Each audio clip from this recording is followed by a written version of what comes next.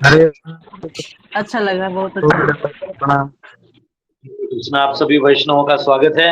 हम सब अभी तीसरे स्कंद के 31वें अध्याय के 42वें श्लोक में हैं और अभी तक हमने ये देखा था कि कैसे पुरुषों को माया से बचना चाहिए। अभी तक भी माताओं के लिए भी माया है, क्योंकि अगला जन्म लेके फिर भवसागर में आना है, तो इससे अच्छा है कि हम बच जाएं। तो कपिल मुनि माता देवहूति को बता रहे हैं। आइए हम सब प्रार्थना करते हैं, भागवत में प्रवेश करें। ओम नमो भगवते वासुदेवाय। ओम नमो भगवते वासुदेवाय।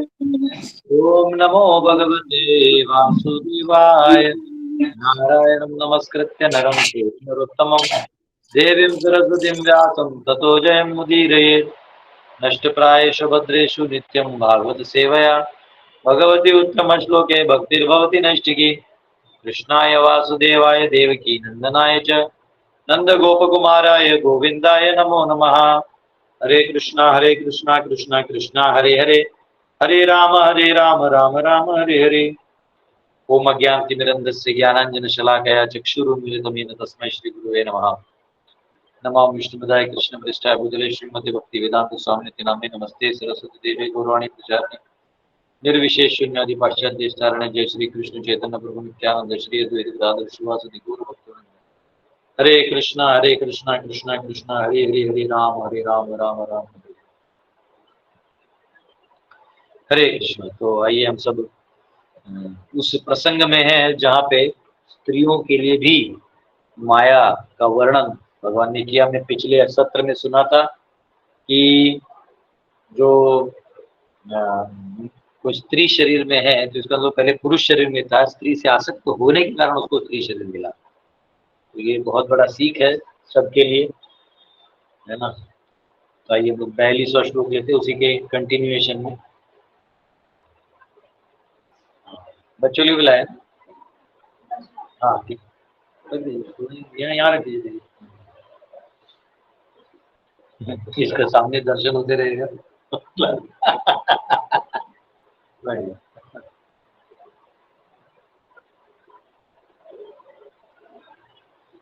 हरे कृष्ण। तमात्मनो विजानीयात् पत्य पत्याग्रहात्मकं। बढ़िया। दैवोपसादितं मृत्युं मृगयोर्गायनं यथा। A woman therefore should consider her husband, her house and her children to be the arrangement of the external energy of the Lord for her death, just as the sweet singing of the hunter is death for the deer. ये बंद कर दो, ठंडा लग रहा। हाँ नहीं, ठंडा लग रहा।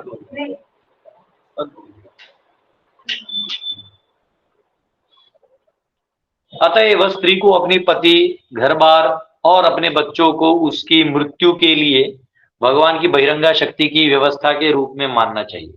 ठीक उसी तरह जैसे शिकारी की मधुर तान हिरण के लिए मृत्यु होती है।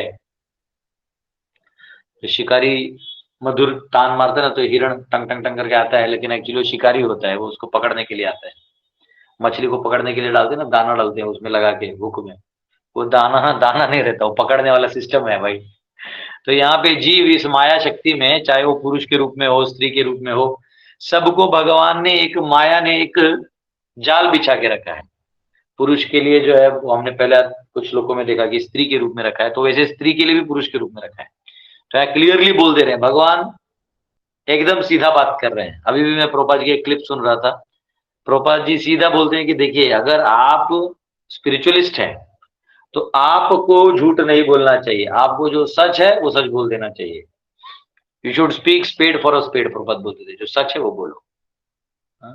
परम पूज्य भक्तिदास महाराज जी का एक बुक है, speaking boldly in the service of शिला प्रभुपाद, वो करके है, बहुत सुंदर बुक है। उसमें कैसे आपको स्ट्रेट फॉरवर्ड बोलना चाहिए ये दिया है।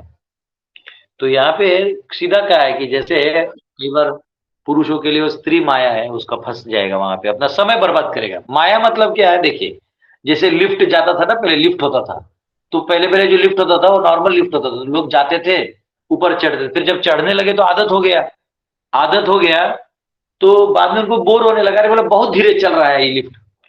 तो लिफ्ट वालों ने क्या किया, लोगों को उल्लू बनाने के लिए उसको आईना लगा दिया साइड में। तो लोग लिफ्ट पे चढ़ता था तो अपना ऐसा बाल वाल देखता था, थोड़ा शर्ट पैंट कैसे सब देखता था, उसमें समय चला जाता था। तो समय खत्म कर दिया, तो उसको लगा कि हम जल्दी पहुंच गए, लेकिन जल्दी नहीं पहुंचे। केवल माया क्या करती है, क्योंकि आप भगवान से दूर हो तो स्वाभाविक आप क्या करोगे, यहाँ पे आप भगवान के लिए बने हो। ममई वांशो जीव लोके जीव भूत सनातन, हाँ वो मेरा अंश है। जब हम भगवान के अंश हैं तो हम भगवान के लिए बने, लेकिन भगवान से ही दूर हो गए तो यहाँ क्या करेंगे। तो यहाँ माया क्या करती है, आपको भ्रमित जीवन में रखती है, पर आपको उसका परिणाम मतलब दुख और कष्ट ज्यादा ना पता चले, इसलिए काल रूप में उसको जोड़ देती है मन को। तो जब मन मन के हिसाब से काम करते हैं तो हमारा जो टाइम है वो कम लगता है, और जब मन के विपरीत काम करते हैं तो ऐसा लगता है कि कितना समय बीत गया। इसलिए जनरली जो परेशान हो जाते हैं वो आउटिंग के लिए चले जाते हैं, चलो कहीं घूमने जाते हैं, ताकि मन जो है वो कहीं और चीज में लगे, तो हमारा काल का जो परिणाम है वो थोड़ा कम हो। ये बहुत टेक्निकल नॉलेज है, बहुत कम लोग समझते हैं चीज को। तो यहाँ पे माया देवी क्या कर रही है, तो पुरुषों के लिए स्त्री बना दिया, वो उसका मन लग गया तो उसी में उसका जीवन बीत जाता है।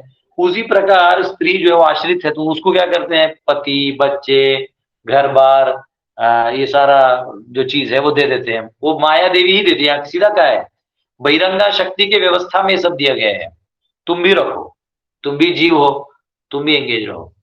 अब वो एंगेजमेंट जो यहाँ पे सीधा आध्यात्मिक शास्त्र से भगवान कपिल देव कह रहे हैं कि ये मृत्यु के समान है।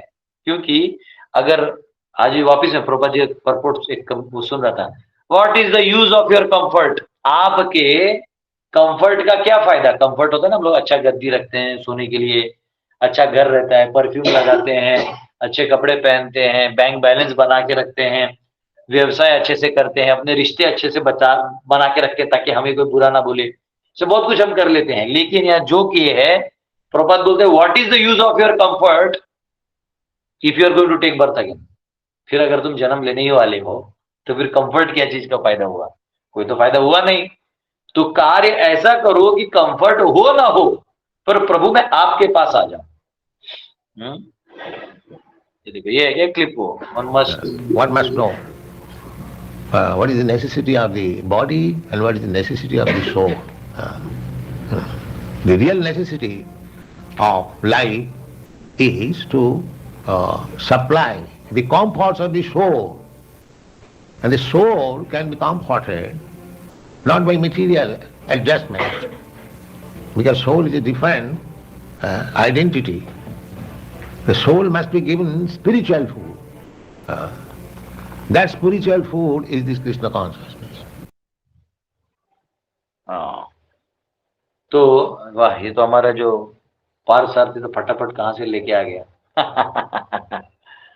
तो ये बहुत महत्वपूर्ण विषय है कि हम अपने कंफर्ट के लिए काम करना चाहते हैं, चाहे वो पुरुष हो या स्त्री हो। स्त्री अपने तरह से कंफर्ट खोजती है और पुरुष अपने तरह से कंफर्ट खोजता है, और दोनों भी खोज के अगर कंफर्ट ही खोजते रह जाएंगे तो फिर पुनर्जन्म ही होगा और कुछ नहीं होने वाला है। तो क्या फायदा उस कंफर्ट का। तो यहाँ पे ये माया का अपना जाल है, ये दोनों को बांधने का काम करता है, और इसके बाद फिर पुनर्जन्म होगा, तो कोई फायदा नहीं। ठीक है, तात्पर्य में प्रभुपाद लिखते हैं, वो लिखते हैं कि दोनों एक दूसरे के लिए बाधक हैं, ये पूरा पर उस पे है, और अगर एक दूसरे से आसक्त हो जाएंगे तो दिक्कत होगा। लेकिन फिर इसका सोल्यूशन क्या है, सोल्यूशन ये है कि दोनों ने मिलके कृष्ण को समर्पण करना है अपना जीवन। यहाँ लिखा है, रूप गोस्वामी भक्ति रसामृत सिंधु में कहते हैं, अनासक्त से विषयान यथार्हम उपयुंजतः निर्बंध कृष्ण संबंधे युक्तम वैराग्यम उच्यते। Man and woman should live together as householders in relationship with Krishna, only for the purpose of discharging duties in service of Krishna. पति और पत्नी को साथ में केवल भगवान की सेवा के लिए रहना है। Engage the children, engage the wife and engage husband in all in Krishna conscious duties, and then all these bodily or material attachments will disappear. तो अगर हमने इन बच्चों को, अपनी इंद्रियों को, पति पत्नी आपस में हमने भगवान की सेवा में लगा दिया, तो ऐसे ही युक्तम वैराग्य मुच्यते, युक्त हो जाएगा सब कुछ। भगवान की सेवा में लग जाएगा और कोई दिक्कत नहीं बचेगा, है ना। Since the medium is Krishna, the consciousness is pure and there is no possibility of degradation at any time. तो क्योंकि अब दोनों का मकसद ही अगर कृष्णा है तो ये प्रॉब्लम खत्म हो जाएगा। प्राय ये जैसे लिखा है उतना आसान दिखता है और उतना आसान होता नहीं, क्योंकि अगर पत्नी डिवोटी है तो पति डिवोटी नहीं होता, और पति डिवोटी होता तो पत्नी डिवोटी नहीं होती। दोनों डिवोटी होते तो पता चलता है कि समय नहीं, व्यवसाय बेकार है। फिर तीनों भी ओके है तो पता चलता है माता पिता नहीं मान रहे, बिल्कुल नहीं जाना, ये तो ये नहीं। सब ओके हो गया तो पता चला कि हम इतने दूर रहते कि वहां भक्तों का संग नहीं मिल रहा। मतलब भगवान किसी ना किसी रूप में परीक्षा लेते ही रहते हैं, मतलब आप उसको कुछ नहीं कर सकते। हाँ, तो फिर भी हमको हमारा प्रामाणिकता बना के रखना चाहिए। हमको हमेशा ये देखना चाहिए कि हम सिंसियर हैं। अगर आप प्रामाणिक हैं तो भगवान अपने भक्तों को आपके पास भेज देंगे। जैसे एक बार मैं आपको उदाहरण बता रहा था, परम पूज्य इंद्रदुम्न महाराज अपने गाड़ी के साथ ट्रैवलिंग संकीर्तन, यानी वो डिवोटीज साथ में गाड़ी में जाते हैं, कीर्तन करते हैं, अलग अलग जगह पे लोगों को प्रेरणा देते हैं, भक्ति में जोड़ते हैं। तो वो जा रहे थे, तो जब वो जा रहे थे तो एक जगह उनका गाड़ी पंक्चर हो गया। पंक्चर, शाम का समय हो गया, अब वो अंधेरे में दिख भी नहीं रहा था, और मतलब वहां ऐसे पहाड़ों में ऐसे जगह पे जा रहे थे जहाँ प्रायः ज्यादा घर नहीं होंगे, पर ये लोग बोले कि चलो कीर्तन करते सब जगह जाके। तो वहां गए तो अब करे तो करे क्या, कहाँ रुके। तो अब फिर महाराज बोले देखो आसपास कोई घर है तो उनसे रिक्वेस्ट करते हैं कि भाई घर का छत भी दे दिया तो सो जाएंगे, सुबह निकल जाएंगे। तो वहां गए तो दरवाजा ठकठकाया तो एक माता जी थी। तो माता जी दरवाजा खोली, देखा तो माता जी का दरवाजा खोल के देखा तो अंदर भगवान का फोटो है, प्रभुपाद जी का फोटो है। अब माता जी माला कर रही है पहाड़ में एक घर में, और प्रॉपर ऐसे प्रभुपाद जी के लाइक डिसाइपल टाइप, हरे कृष्ण टाइप लग रही थी। तो ये लोग भी खुश हो गए, बोले आप तो ये भी देख के खुश हो गए, प्रभु जी लोग आए, इतने अच्छे अच्छे भक्त आए। तो उन्होंने बोला आइए आइए आप ऊपर रहिए एकदम, ये वो ये मेरा भाग्य है वगैरह सब बोल दिया। तो उनको पूछा महाराज जी ने कि आप इधर पहाड़ में किस से कनेक्टेड है, मतलब इतना दूर तो आप हो ही नहीं सकता कि वो कनेक्टेड हो। बोले नहीं नहीं, मैं पहले एयर होस्टेस थी और स्वामी प्रभुपाद जी को मैं फ्लाइट में मिली थी। तो फ्लाइट में मिली तो उनका कुछ फल था तो मैंने उनको फल दिया, तो बड़े थैंक यू बोले मुझे। वो बोले धन्यवाद बोले कि फल दिया है तुमने। तो वहां तो फिर उन्होंने कोई किताब दे दिया था उसे, प्रभुपाद जी ने अपना कोई किताब दे दिया था। बोले उसको मैंने पढ़ा नहीं था, रख लिया था, दे दिया है किसी स्पिरिचुअलिस्ट आदमी ने तो उसको मैंने रख दिया, पर मैंने पढ़ा नहीं। बोले लेकिन जब धीरे धीरे मैं मतलब रिटायरमेंट की तरफ आने लगी तो मैंने खोल के पढ़ा। तो पढ़ा तो मुझे पता चला कि इसमें जप करना है, ये करना है, वो करना है। मेरा कोई गुरु नहीं है, डायरेक्टली ये बुक पढ़ के जो जो इसमें इंस्ट्रक्शंस दिए वो मैंने फॉलो किया। और तभी वो गूगल और यूट्यूब भी नहीं था कि आजकल लोग पता कर लेते कि भाई हरे कृष्णा मतलब क्या है, ये तो ऑनलाइन पता चल जाता है, पहले से नहीं था। प्रॉपर बुक से ही वो पढ़ के समझ जाते थे। और बोले तब से मैं यहाँ पे जप करती हूँ, और ये सब जो जो बोला है इसमें मैं करती हूँ। मैं एकादशी करती हूँ, मैं फास्टिंग करती हूँ, ये सब मैं करती हूँ। तो आश्चर्य हो गया उनको कि देखिए कहाँ कहाँ प्रभुपाद जी के ग्रंथ जाते हैं और कैसे भक्त बन जाते हैं।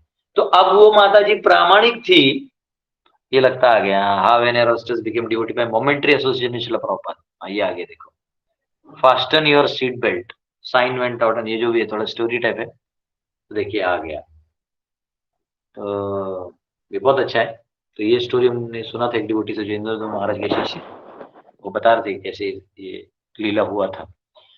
तो इससे क्या पता चलता है कि आप अगर कहीं पे स्थान में है, किसी स्थान में भी है परंतु प्रामाणिक है, तो भगवान अपने भक्तों को आपके पास भेज देंगे। पर आप प्रामाणिक रहिए, पर प्रामाणिक नहीं है तो फिर वो संग सामने साधु रहेगा लेकिन आपको संग का फायदा नहीं मिलेगा। तो इसलिए पति पत्नी दोनों भी मिलके भगवान का नाम कीर्तन करें और अपने जीवन को सिंपल बनाना है। देखिए मैंने एक ऑब्जर्व किया है, इवन जो भक्त नहीं भी हैं लेकिन बहुत सिंपल में जीवन जीते, जिनकी जरूरतें बहुत ही कम है, उनका जीवन बड़ा ही आसान हो जाता है। कोई तामझाम नहीं, कुछ नहीं, कुछ नहीं, सिंपल है। जो आप खा रहे हैं भगवान को भोग लगा के खाइए। सुबह उठते हैं तो आप अपना स्नान ध्यान करके भगवान को पूजा करके थोड़ा कुछ स्तुति मंत्र बोल दीजिए, मंगल आरती गा सकते हैं, स्तुति मंत्र बोल सकते हैं, अपने गुरु को स्मरण करिए, उनको धन्यवाद दीजिए कि आपकी वजह से मैं भगवान के भक्ति में लग गया हूँ। करके बहुत सिंपल है। फिर अपने दिनचर्या को फॉलो करिए, जो भी आपका व्यवसाय है या जो भी प्रकार का आपका आमदनी जीवन है ना, उसको उतना ही करिए जितना जरूरी है। 6 घंटा 7 घंटा बहुत हो गया। ये गधे की तरह काम करना है ना, ये पता नहीं, ये लेबरिंग क्लास, ये ब्रिटिशर्स ने लाया सिस्टम। उसके बाद से भारतीयों के दिमाग में चला गया कि 10 घंटा 12 घंटा नौकरी नहीं करो तो खाना नहीं मिलेगा।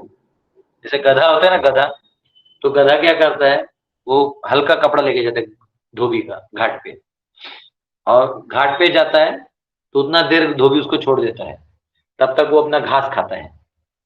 जो पहले से ही घास खा सकता था, लेकिन उसको आदत हो गई कि जब तक कपड़ा नहीं उठाएंगे तो शायद घास नहीं खा सकते, ऐसे उसके माइंड में बैठ जाता है। फिर वो जाता है तो धोबी फिर वो गीला कपड़ा जो फिर उसके बोझे पे डालता है, तो उसको ये लगने लगता है कि गीला कपड़ा बोझा लेके जाना ही घास खाना है। ये उसके दिमाग में बैठ जाता है। जैसा हाथी है ना, हाथी, तो एक देखिएगा, हाथी को पाँव को छोटे से लकड़ी को बांध देते हैं, वो उधर खड़ा हो जाता है। इतना बड़ा हाथी छोटे से पाँव में कैसे बांध जाता है? इतने बड़े बड़े पेड़ तो वो उखाड़ देता है। तो ये इसलिए होता है क्योंकि जब वो छोटा होता है ना, तब उसको वहां बांध दिया जाता है। तो उसके मन में रहता है कि निकालता है और नहीं निकलता है, कि जब छोटा होता है तो सोचता है कि नहीं, ये और ये परमानेंट रस्सी है, पर इसमें बंध गया तो निकल नहीं सकते। तो मन को एक बिंब बैठ जाता है कि ये लिमिट है, तो वो इतना बड़ा हो जाता है, लेकिन फिर भी उसके माइंड में वो लिमिट अभी भी बना हुआ है। वैसे ही यहाँ पे जो सिंसियरिटी है वो बहुत जरूरी है। अगर हम सिंसियर नहीं हैं तो फिर मुश्किल है। तो अगर भक्त हैं, सिंपल लाइफ रखेंगे, प्रामाणिक रहेंगे, और क्या है, इतने सारे भागवतम तो पढ़ा हुआ है, आपको भागवत पढ़ना है, प्रभुपाद जी ने लिखे हुए ग्रंथ हैं। उसके बाद गोरखपुर प्रेस ने भी कुछ अलग नहीं लिखा है, वही ट्रांसलेशन है। गोरखपुर प्रेस का भी भागवत आप पढ़ सकते हैं, अन्य पुराण भी पढ़ सकते हैं। तो समय निकालिए, स्पेशली 50 उम्र होने के बाद तो ये दुनियादारी में ध्यान भी नहीं देना है। बच्चे बड़े हो गए, अपना निर्णय लेना सीख गए, उसके बाद आप उनके निर्णय में जाइएगा तो आपसे लड़ाई हो जाएगा। उनको छोड़ देना है कि भाई तुम तुम्हारा निर्णय लो, 18 पूरा हो गया, अपने अनुभव से जियो, अपने से बड़ों का आदर करो, उनसे अनुभव लो, और अपना अपना जीवन का अर्थव्यवस्था समाज व्यवस्था में बने रहो, क्योंकि उसके बाद किसी जीव का जिम्मेदारी भी नहीं है। ठीक है, तो ये बहुत इंपॉर्टेंट फैक्टर है। तो 43 से अगला श्लोक, देन जीव भूतेन लोकालोकम अनुव्रजन भुंजान एव कर्माणि करोत्यविरतम पुमान। Due to his particular type of body, the materialistic living entity wanders from one planet to another, following fruitive activities. In this way, he involves himself in fruitive activities and enjoys the result incessantly. तो विशेष प्रकार का शरीर होने के कारण भौतिकवादी जीव अपने कर्मों के अनुसार एक लोक से दूसरे लोक में भटकता रहता है। इसी प्रकार वह अपने आप को सकाम कर्मों में लगा लेता है और निरंतर फल का भोग करता है। तो बस यही है, एक टहनी से, जैसे बंदर में एक टहनी से दूसरे टहनी जाता है, इधर फल खाता है, फिर इस टहनी में जब मारता है, फिर इधर का फल खाता है, फिर उसको लगता है वो फल अच्छा होगा, उस टहनी में जाता है, फिर वो देखता है कि वो बंदर उस टहनी में, तो जरूर वो अच्छा फल खा रहा होगा, मुझे भी एक बार देखना है, फिर वो उस टहनी में जाता है। तो वैसे ही फल की आशा करने के चक्कर में, अच्छे अच्छे जो आउटपुट लाने के चक्कर में, अनुभवों को लेने के लिए जीव अपने कर्मों को करते रहता है और भटकते रहता है, यहां से वहां, वहां से वहां, वहां से वहां, असंतुष्ट नहीं होता। इसका फुल स्टॉप तब लगेगा जब वो संतुष्टि का अनुभव करेगा, लेकिन वो संतुष्टि ही नहीं होता है, वो भटकते रहता है, भटकते रहता है और अपने सकाम कर्म में लगा रहता है कि ये काम करेंगे तो ये फल मिलेगा। लेकिन दिक्कत ये है कि वो फल मिलने के बाद भी वो परेशान होता है, क्योंकि दिक्कत ये है कि फल मिल तो जाता है पर वो अनेक और चार इच्छाओं को जन्म दे देता है। जैसे उदाहरण के लिए, आपके पास बहुत कम पैसा है, यानी महीने का गुजारा हो जाए इतना ही पैसा है, तो आप अपने मन को समझाते हैं कि देखो ये वाला खर्चा मत करो, ये मत करो, ये अपने को तब लगेगा, थोड़ा संभाल के रखो। अगर पता चला आपको कोई 50 गुना ज्यादा दे दिया आपके पास, किलो कुछ आपका कोई हिस्सेदारी निकला, कुछ तो निकला, हाँ मिल गया, अब दिमाग टेढ़ा चलना लगता है। अब एकदम मतलब नहीं नहीं, अब हम बाइक पे नहीं जाएंगे, अब हम ओला कार करेंगे, हमारा अपना गाड़ी होना चाहिए। अगली जगह आपका दिमाग जो है, देखिए, तो पहले आप शांति में थे, आप चुपचाप ऑटो में बैठ के जाते थे, पहुंच जाते थे, आराम से थोड़ा जितना जरूरी उतना खा के सो भी जाते थे, नींद भी अच्छा था क्योंकि पैसा ही नहीं था, सोचना क्या है, सपना कहाँ देखेंगे जब पैसा ही नहीं, तो नींद भी अच्छा था। अब पैसा आ गया तो नींद भी नहीं है, कहाँ लगाए, किसको लगाएं, फिर झूठ मूठ के लोग आसपास, तो कर करके ले दे के आपको लगता है कि धन हो गया तो इच्छा पूरी होगी तो और कुछ हो गया, नहीं। तो हम कई बार अपने इच्छा पूरी करने के लिए बहुत सारे कार्य करते हैं, धार्मिक कार्य भी करते हैं, वेद के मान्यता के हिसाब से अनुष्ठान भी करते थे, लेकिन अंत में वो हम नए इच्छाओं को जन्म देते हैं। ये एक अपने आप में चैलेंज होता है। तो यहाँ कहा गया कि जीव ऐसे भटकते रहता है। तो जीव तब तक भटकते रहेगा कि जब तक, यहाँ कहा गया जीव भूता, जीव भूत मतलब वो उसको शरीर है, और जीव भूत, और ये तब, और ये क्या होगा जब वो मुक्त हो जाएगा इस शरीर से, तो कहा जाता है ब्रह्म भूत। इसलिए भूत यानी एंटिटी, जीवात्मा।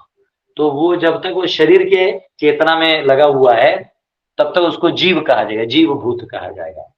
और भूत यानी भूत पिशाच वाला अलग चीज होता है, भूत यानी एग्जिस्टेंस। जैसे आप इस घर में हैं तो आपका यहाँ एग्जिस्टेंस हो गया। तो वैसे जीव भूत, तो जीव भूत मतलब जो इस सांसारिक शरीर को लेकर घूम रहा है जीव, उसको जीव भूत बोलते हैं। और जो मुक्त हो गया है अब उसके परिणामों से वो दूर हो गया तो उसको कहते हैं ब्रह्म भूत। इसलिए गीता में कहा गया ब्रह्म भूत प्रसन्नात्मा न शोचती न कांक्षति समा सर्वेषु भूतेषु मद भक्तिम लभते पराम। जो मेरी भक्ति को प्राप्त कर लेता है ऐसा ब्रह्म भूत पे स्थित व्यक्ति को कोई दिक्कत नहीं होता, अब वो संतुष्ट है, उसको अन्य चीज चाहिए ही नहीं, उसको आनंद ही नहीं आता।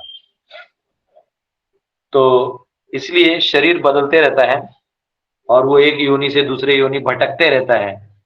और वहां चैतन्य महाप्रभु कहते हैं कि अनादि कर्म फले, अपने कर्म फलों से बंधा हुआ यहाँ से वहां जाता है, अलग अलग ब्रह्मांड भ्रमित कौन भाग्यवान जीव गुरु कृष्ण प्रसादे पाए भक्ति लता बीज। ब्रह्मांड में जीव भटक रहा है और कहीं उसको सदगुरु मिलते हैं जो उसको मार्ग बताते हैं निकलने का, और उस मार्ग को वो जब अवलंबन करता है तो निकल जाता है, जो बहुत महत्वपूर्ण है।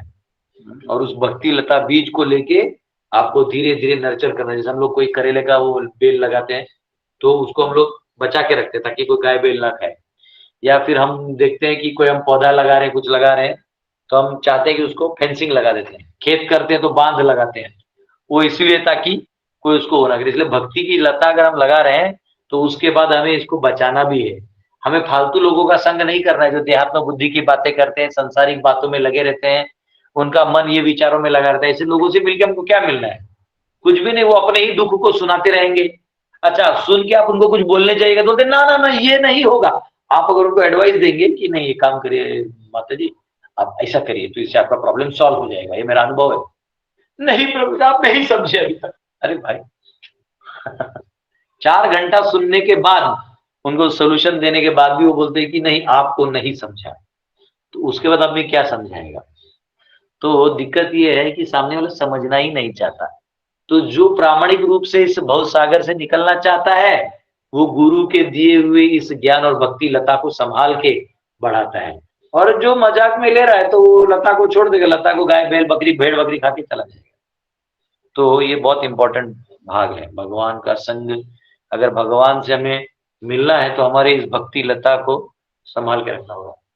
मैंने अभी बारिश के समय मेरे पास बीज थे सिंदूर के पौधे के, बहुत बीज थे। हमारे यहाँ पेड़ है सिंदूर का, हाँ सिंदूर का पेड़ होता है, नहीं मालूम आपको दीदी?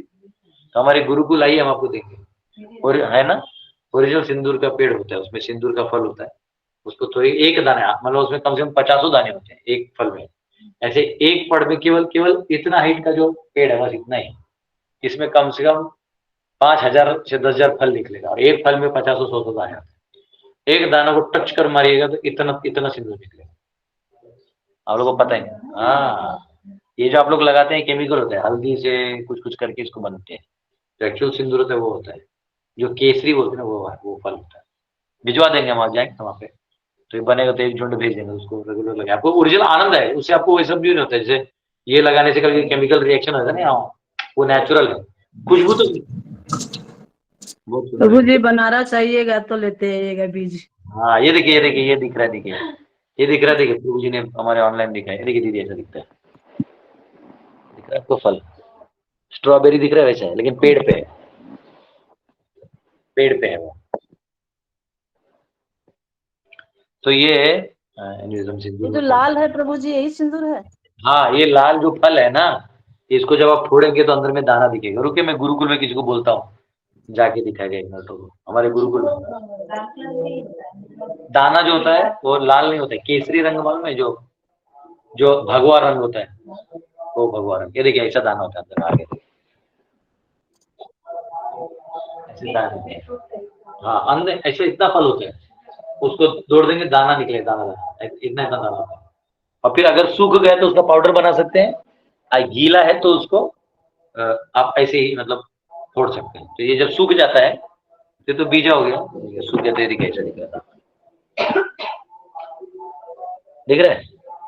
तो सूख गया तो ये दाना आपको फिर पाउडर पाउडर करके, हाँ पाउडर करके, फिर जैसे हमारा पाउडर था थाली में हम लोग लगा देंगे। हम वहां चले तो गए, हम कहाँ थे, हाँ हम भक्ति लता बीज की बात करें तो ये जो बीज है, मैं ये बता रहा था कि सिंदूर के मैंने बीज लगा दिए थे, कम से कम 100-150 लगा दिए थे, लगा दिए, बीज तो आ गए, लेकिन फिर उसको मैंने बाहर रखा तो मैं बोला बाहर रखूंगा बारिश से खराब हो जाएगा, दरवाजे के बाहर रखूंगा और छत में रखूंगा तो बकरियां यहाँ घूम के खा जाएंगी, कमरे के अंदर रखूंगा धूप नहीं लगेगा तो बड़ा नहीं होगा, लास्ट में परेशान हो उसको छत पे रखा सब मर गए। तो भक्ति लता भी वैसे है, आपको उसको धीरे धीरे धीरे बढ़ाना है और उसको नर्चर करना है। श्रद्धा, साधु संग, भजन क्रिया, अनर्थ निवृत्ति। हाँ, जब हमारे अनर्थ निकल रहे हैं तो तब हमें भाग के नहीं जाना है, अनर्थों को सामना करना है कि अरे ये तो गलत चीज था मेरे धारणा में, इसको हटाना है, इस प्रवृत्ति को हटाना है। तो ये हमें हमारे मन में ध्यान रखना है। तो ऐसे जब हमारे अच्छे गुरु मिलेंगे, unless one gets the opportunity to associate with a bona fide spiritual master, by grace of the Lord, there is no possibility of one's liberation from the cycle of birth and death in the different species of life and through the different grades of planets. तो जब तक हम गुरु को नहीं मिलेंगे तब तक हम ये मुक्ति नहीं पा सकते। 44वां श्लोक, जीवो यस्यानुगो देहो भूतेन्द्रियमानोमयः तन्निरोधो अस्य मरणम् आविर्भावस्तु संभवः। In this way, the living entity gets a suitable body with a material mind and senses according to his fruitive activities. When the reaction of his particular activity comes to an end, that end is called death. And when a particular type of reaction begins, that beginning is called birth. तो यहाँ कहा गया है, ये बहुत अलग science है। इस प्रकार सकाम कर्मों के अनुसार जीवात्मा को मन तथा इंद्रियों से युक्त उपयुक्त शरीर प्राप्त होता है। जब किसी कर्म का फल चूक जाता है तो इस अंत को मृत्यु कहते हैं, और जब कोई फल प्रारंभ होता है तो उस शुभारंभ को जन्म कहते हैं। तो क्या है, हमको लगता है हम जन्म मृत्यु देखते तो रोना धोना चालू करेंगे, मर गया तब रोते, नहीं ऐसा नहीं रहता है। हर जीव, इसको अलग दृष्टि से देखना है, हर जीव अपने कर्मों से एक समय के लिए शरीर धारण करता है और वो उसके उसके कर्म के फल के हिसाब से है। हाँ, उसको अब ये नहीं कह सकते कि अरे ये अभी अभी तो इसका जन्म होता है। कई बार होता है बच्चा जन्म लेता है कुछ दिनों में चला जाता है, हम नहीं जानते वो क्या लेके आया था, वो अपने कर्मों से आया, वो अपने कर्मों से गया, हम उसके जिम्मेदार नहीं हैं। तो इसलिए फ्री में रोना धोना कोई काम का नहीं। तो यहाँ कहा गया है, तो जो कर्म फल आता है तो उसको उस प्रकार का शरीर मिल जाता है। जब उसका कर्म फल खत्म होता है तो उसका वो शरीर नष्ट हो जाता है। जब मिलता है उसको बोलते हैं जन्म, और जब चला जाता है उसको बोलते हैं मृत्यु। तो जन्म मृत्यु केवल एक संकल्पना है, वो कोई शाश्वत स्थिति नहीं है। समझ रहे हैं? तो देखिए जैसे अभी बच्चा आधा सो रहा है कि पूरा सो रहा है पता नहीं, हाथ तो खुला इसका सुबह उठ के तो अभी सो गए हैं, तो सोया है। तो सोया है मतलब क्या है, एक नींद भी एक मृत्यु है। कैसे मृत्यु है, तो वो अपने शरीर में नहीं है, अभी वो सोया है, ज्यादा जब उसका मन एक्टिव है तो मन से जो देख सकता है दुनिया जी सकता है, वो जी रहा है 8 घंटा। और फिर जब उठ जाएगा तो यहाँ जाग जाएगा, तो उसका यहाँ जन्म हो गया। फिर सो जाएगा तो एक तरह से मृत ही है। और जो एक्चुअल हमारी जो मृत्यु हम देखते हैं, जो हमारा एक शरीर खत्म हो जाता है, तो उसका अंदर वो जो शरीर वाला और खत्म हो गया। अब ये मन लेके आपको नया शरीर मिलेगा, जो कर्म किए हैं उसका मिला जुला के गणित होगा, आपको नया शरीर मिलेगा। तो पुनरपि जननम पुनरपि मरणम पुनरपि जननी जठरे शयनम यह संसारे बहुदुस्तारे कृपया पारे पाहि मुरारे। पुनर्जन्म पुनर्मृत्यु पुनर्जन्म पुनर्मृत्यु, हे मुरारी मुझे इससे निकाले। शंकराचार्य कहते हैं मुझे निकालिए इसमें से। तो इसको कहते हैं जन्म और मृत्यु। तो भगवद गीता में कहा गया है कि हम अनंत योनियों में घूमते रहते हैं, अलग अलग जीवन के रूप में घूमते रहते हैं। भ्रामयन सर्वभूतानि यंत्र रूढ़ानि मायया, ये शरीर को यंत्र कहा गया है। और भ्रामयन सर्वभूतानि, सब जगह भटकते रहता है, भटकते रहता है। भ्रामयन सर्वभूतानि यंत्र रूढ़ानि मायया, माया के प्रभाव में आके वो घूमते रहता है। माया का प्रभाव मतलब क्या? हर चीज में माया कुछ ना कुछ अपना शक्ति दिखाती है, हम उसके पीछे भागते रहते हैं। ये होता है भ्रामयन सर्वभूतानि। ठीक है। जैसे हम देखते हैं कि कर्म का सिद्धांत ऐसा है कि हम देखते हैं कि कोई गरीब घर में पैदा होता है, कोई अमीर घर में पैदा होता है, तो ये फर्क इसलिए होता है क्योंकि वो एक लाइफ का नहीं है, वो पिछले लाइफ का। अगर एक लाइफ होता तो भगवान सबको एक साथ वैसा जन्म देते, आप फिर सबको करो करो तो अपना अपना कर्म फिर कुछ देते। तो ये पहला वाला जो जन्म हमारा हो चुका है बहुत पहले, ये जन्म हमारा पहला या आखिरी जन्म नहीं है, हमारा इससे पहले जन्म हो चुका है। ठीक है। तो हमको लगता है कि अरे हम अब इस जन्म में जो करेंगे, नहीं। हाँ, जैसे इस्लाम में बोलते हैं कि ये जन्म ही है, इसके बाद सीधा अल्लाह जजमेंट देंगे। नहीं, ऐसा हो तो फिर इक्वल जन्म दो ना। किसी को अंधा पैदा किया है, किसी को दो आंख अच्छा दिया है, किसी को खाना पीना अच्छे घर में दिया है, कोई एकदम मतलब रोजी रोटी के लिए मोहताज है, तो ऐसा क्यों? वो पिछले कर्मों से आता है, इसलिए पुनर्जन्म वही प्रूव हो जाता है। ठीक है। ओके, 45 और 46 अगला श्लोक है। ठीक है। हाँ, पुनरपि जन्म।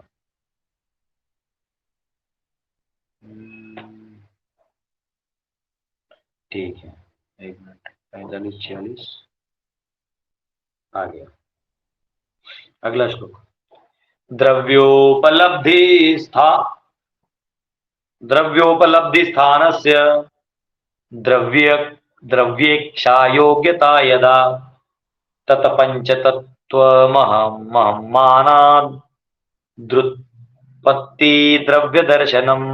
उत्पत्तिर्द्रव्यदर्शनम् यथा क्षणोर्द्रव्यावयवा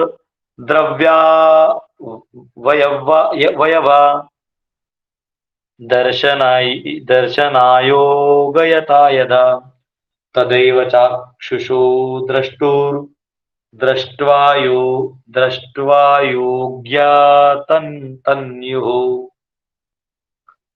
When the eyes lose their power to see color or form due to morbid affliction of the optical nerve, the sense of sight becomes deadened.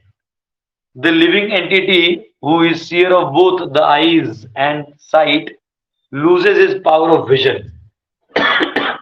In the same way, when the physical body, the place where perception of objects occurs, is rendered incapable of perceiving, that is known as death. When one begins to view the physical body as one's very self, that is called birth. अब जन्म मृत्यु का व्याख्या दिया गया है। वो दीदी 5 मिनट थोड़े।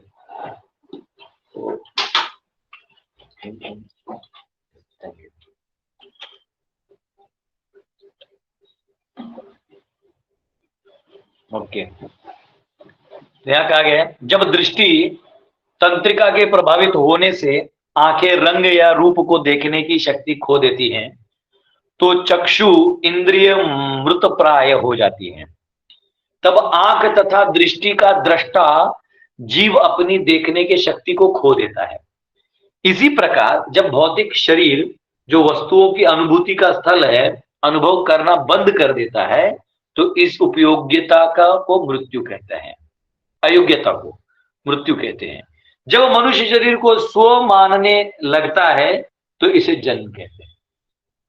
तो जनरली कोई सन्यासी है तो वैसे वो शरीर के ज्यादा इसमें लगा नहीं रहता है, तो प्रायः वो मृत ही घोषित है। इसलिए सन्यासी जब सन्यास लेता है तो उसको एक मंत्र बोलना पड़ता है, उसमें मंत्र में खुद का ही पिंडदान कर देता है कि मैं अब ये शरीर नहीं हूं। इसलिए शरीर का अपमान करो स्तुति करो उसको कोई फर्क नहीं करता। इसलिए सन्यासी को बहुत टॉप माना जाता है, इसलिए सन्यासियों को प्रणाम करते हैं लोग कि आप उस ऊंचे स्तर में हैं। और जो प्रायः निम्न वाले हैं, ब्रह्मचारी, गृहस्थ, वानप्रस्थ हैं, तो इनका शारीरिक देहात्म बुद्धि में मन लगा रहता है, तो इसलिए वो देह में जीवित है, और सन्यासी जो आत्म में स्थित है। तो इसको कहते हैं जीवित होना, या इंद्रियों को इस्तेमाल करके काम कर रहे हैं। तो वहां अगर आप अब नहीं कर रहे हैं तो मृत है। जैसे इसमें आंख का उदाहरण दिया है कि आंख में अंदर में ऑप्टिकल नर्व होता है, तो उससे कनेक्शन होता है आंख का, तो वहां से डेटा जाता है, फिर वो प्रोसेस होता है और आपको बताता है कि ये क्या है, ये नहीं है ना। तो जब वो ऑप्टिकल नर्व हिल जाए या कुछ गड़बड़ हो जाए तो दिखना बंद हो जाता है। अगर दिखना बंद हो जाए, आंख की रोशनी, ये डॉक्टर बड़े बड़े बकवास मारते हैं, लेकिन इनमें से एक भी डॉक्टर आंख का रोशनी नहीं ला पाया, कभी नहीं। आपने कभी नहीं देखा कि डॉक्टर ने आंख का रोशनी, हाँ वो मोतिया बिंदु निकाल देगा, वो सब कर देगा। हमारे अभिनव जी है ना आंख के डॉक्टर, प्रभु जी ऐसे कोई टेक्नोलॉजी बना है क्या अभी तक कि जिससे आंख का रोशनी वो लाए हैं? दंडवत प्रणाम प्रभु जी। प्रभु जी, मोतिये से जो रोशनी चली जाती है वो तो लौट के आ जाती है, और बाकी हम दूसरी दवाइयों के लिए दवाई दे सकते हैं, जैसे काला पानी है, उसका प्रेशर कम हो जाए तो, नहीं तो उससे रोशनी खत्म जो जन्म से।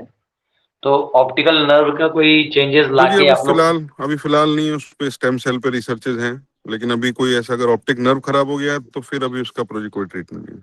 तो अगर मैं खोज के दूंगा तो फिर मुझे पेटेंट का कितना पैसा मिलेगा?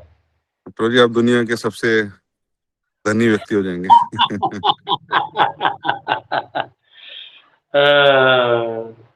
ठीक है। हम ऋषिकेश में जो इस्कॉन का मायापुर वृंदावन ट्रस्ट है, वाह वाह वाह, बहुत वहाँ पे अभी रुके हुए हैं, तो अच्छा रमणीय है, अगर आपको दिखाएंगे तो। हो रहा है क्या? यस प्रभु जी। गंगा जी का दर्शन? गंगा जी प्रभु जी थोड़ा दूर है इधर माउंटेन्स पे, तो वो दिखेंगे नहीं। ओ यस प्रभु जी। चलो अच्छा है।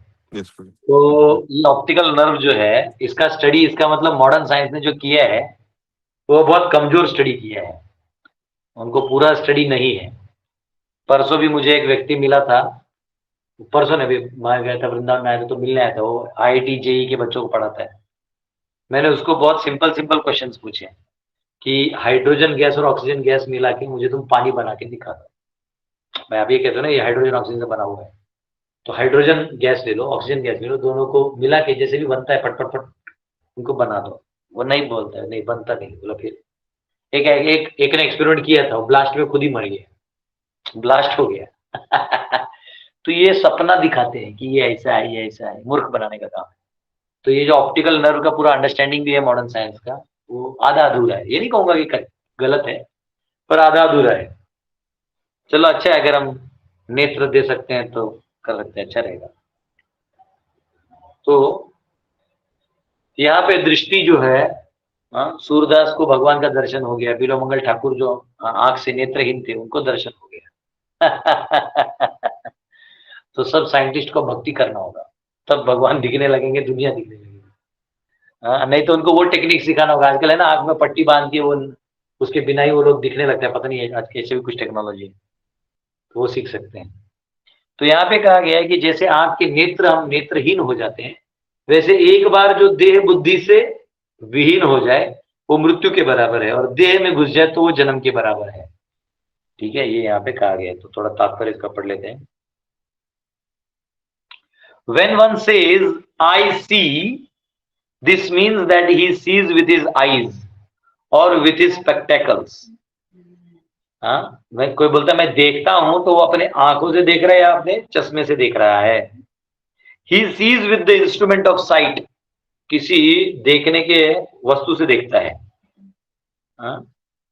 If the instrument of sight is broken or becomes diseased or incapable of acting, then he as the seer also ceases to act. अगर कोई वस्तु जो है इंस्ट्रूमेंट ऑफ साइट वो खत्म हो जाए, चश्मा टूट जाए, आंख खराब हो जाए, तो वो नहीं देख सकता, वो खुद को भी नहीं देख सकता और देखने की प्रक्रिया भी बंद हो जाती है। Similarly, in the material body, at the present moment, the living soul is acting, and when the material body, due to incapability to function, ceases, he also ceases to perform his reactionary activities.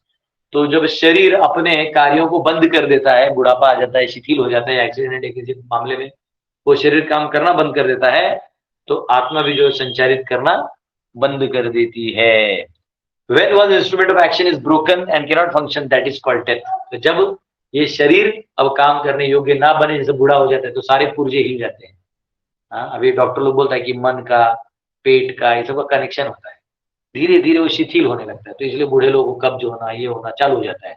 हमको लगता है बाप रे, वो test कराते हैं, वो नया नया नाम देके बस पैसा लेता है। अरे बूढ़ा आदमी हो, बीमारी होगा, उसको कहाँ लेके जाना है? आपको पहले ही मालूम होना चाहिए, तो आप पहले ही जवानी में अपना भक्ति करके निकल जाओ। शरीर जब बूढ़ा होगा उसके बाद कोई कुछ नहीं कर सकता। बड़े बड़े स्वामी जी होते हैं, बड़ा बड़ा कथा करते हैं, लेकिन अंत में शरीर अपने काल से चलते रहेगा। अभी मैं मिलने गया था रमेश बाबा को, रमेश बाबा आए थे, वहां हमारे गुरुदेव भी आए थे। रमेश बाबा को देखा मैं, तो अब वो ज्यादा हलचल नहीं कर पाते, पर वो इतना लोगों को जोड़े हैं, इतने लोगों को भक्त बनाए, तो काल की गति जो है वो शरीर को नहीं ना छोड़ेगी, वो तो चलाते रहेगी। तो इसलिए शरीर जो है ये हम कुछ नहीं कर सकते। और जैसे प्रेमानंद महाराज जी, उनको भी प्रॉब्लम है, हमारे कई सीनियर वरिष्ठ भक्त हैं, प्रभुपाद जी खुद भी जब ओल्ड हो गए थे, तो हम लोग भी जब ओल्ड होंगे तो होने वाला है हमसे, हमारे साथ शरीर के जो कनेक्शंस हैं, वायर्स हैं, ये सब हिलने वाले हैं। तो उस टाइम जो चेतना है वो कार्य नहीं कर पाई, तो उसको डेथ माना जाता है। ठीक है, ठीक है। Again when one gets new instrument for action, that is called birth. और जब वापिस एक नया औजार मिलता है शरीर का, वो फिर जन्म कहा जाता है। इसका मतलब इसका जन्म हो गया, इसका मृत्यु हो गया, तो ये जन्म हो गया। ये मृत्यु एक कंसेप्ट है, ठीक है, स्थिति है। आइए दीदी लोग, आइए बेटे, और भी एक दीदी अभी इस साइड, वो साइड जा रही है। न हन्यते हन्यमाने शरीरे, न हन्यते हन्यमाने शरीरे, कि जो आत्मा है न मरता है न मारता है। बैठने बैठने यहाँ बैठे, बैठिए। The living entity never dies even after the death or annihilation of this matter body. तो इसलिए आत्मा कभी नहीं मरता। आखिरी 2 श्लोक इस अध्याय के हम लोग कर लेते हैं। 47 तस्मान्न कार्य संन्यासो न कार्पण्यम न संभ्रमः बुद्ध्वा जीव गतिम धीरो मुक्त संगाश्चरेदिह। Therefore one should not view death with horror, nor have recourse to defining the body as soul, nor give way to exaggeration in enjoying the bodily necessities of life. Realizing the true nature of the living entity, one should move about in the world free from attachment and steadfast in purpose. अतः मनुष्य को न तो मृत्यु को भयभीत होकर देखना चाहिए, न शरीर को आत्मा मानना चाहिए, न ही जीवन की आवश्यकताओं के शारीरिक भोग को बढ़ा चढ़ाकर समझना चाहिए। जीव की असली प्रकृति को समझते हुए मनुष्य को आसक्ति से रहित तथा उद्देश्य में दृढ़ होकर संसार में विचरण करना चाहिए।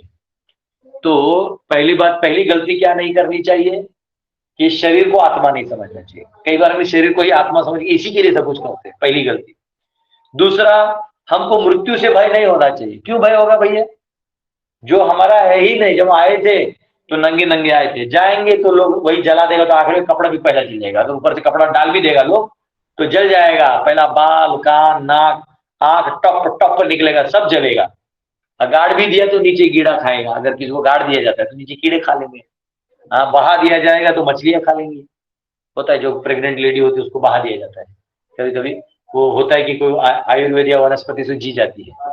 कई बार होता है किसी को जहर हो जाता है ना, जहर सांप काट ले तो सांप काटने वाले को भी जलाया नहीं जाता, उसका चांस होता है कि वो बच जाए, इसलिए उसको पानी में बहा देते हैं। तो कोई बहा दिया गया है, कोई गाड़ दिया गया है, कोई अग्नि दे दिया गया है, तो अंत में शरीर तो नष्ट होगा, तो मोह किस बात का? तो खेल खेलिए। आपको मालूम है जैसे क्रिकेट मैच होता है 50 ओवर का होता है। आज इंडिया का वुमेन का फाइनल मैच है साउथ अफ्रीका के साथ, है ना। तो खेलिए, क्रिकेट है तो 50 ओवर खेलना है, उसमें अच्छा खेलना है, अच्छा भी खेलना है, सोच समझ के खेलना है, अच्छा बॉलिंग डालना है। तो कोई जो अच्छा खेलेगा और जिसका नसीब भी होगा वो जीत जाएगा। उसमें सुख और दुख क्या मनाना है? जीत गए तो अति उल्लासित होना, दुखी हो गए तो अति दुखी होना, कोई जरूरत नहीं है। वैसे ये शरीर है, ये शरीर एक ढांचे में मिला हमारे कर्मों से। अच्छे कर्म करेंगे और अच्छा शरीर मिलेगा और अच्छा ढांचा मिलेगा। तो इसलिए भक्तों को भयभीत नहीं होना है मृत्यु से। है ना, कोई जरूरत नहीं है। और जितना जीवन की आवश्यकता है शरीर के लिए उसको उतना ही लेना है, उसको बढ़ा चढ़ाकर खींच के नहीं लाना है। जो जरूरत नहीं उसको जबरदस्ती उसके पीछे भागना, अपनी पूरी शक्ति लगाना, उससे अच्छा हम भगवान में शक्ति लगाएं। और इस प्रकार अपने असली प्रकृति को समझ के कि हम भगवान के अंश हैं, सेवक हैं, हमें आसक्ति से रहित होते हुए अपने इस उद्देश्य को, कृष्ण प्रेम प्राप्त करने के उद्देश्य को दृढ़ता पूर्वक संसार में विचरण करना है। तो विचरण करना याद रखिए, कई लोग डर के मारे घर में बैठ जाते हैं कि नहीं नहीं हमको घर में भक्ति करना है, बाहर सब ये ना ना ना, द्वंद्व तो कहीं भी है, मन आपको थोड़ी छोड़ेगा। तात्पर्य, a sane person who has understood the philosophy of life and death is very upset upon hearing the horrible hellish condition of life in the womb of mother and outside of mother। अगर कोई सामान्य व्यक्ति है जो थोड़ा समझदार है, वो ये सब नरक का वास, माँ के गर्भ का वास और बाहर के संसार के समस्याओं को सुन के बड़ा परेशान हो जाता है। But one has to make a solution to the problems of life. आज सुबह मैं जप कर रहा था, तो हमारे गुरुकुल के बच्चे भी थे साथ में जप कर रहे थे।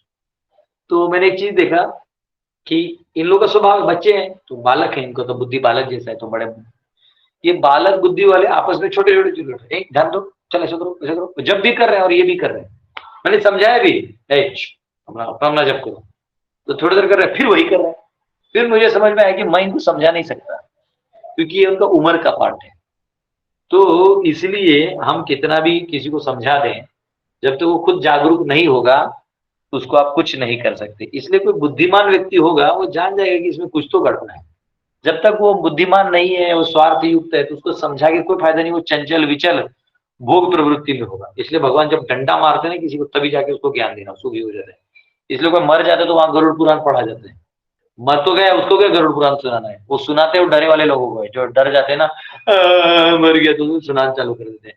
इस प्रकार यहाँ यातना होती है, तो डर के मारे वो कम से कम आगे पाप नहीं करता।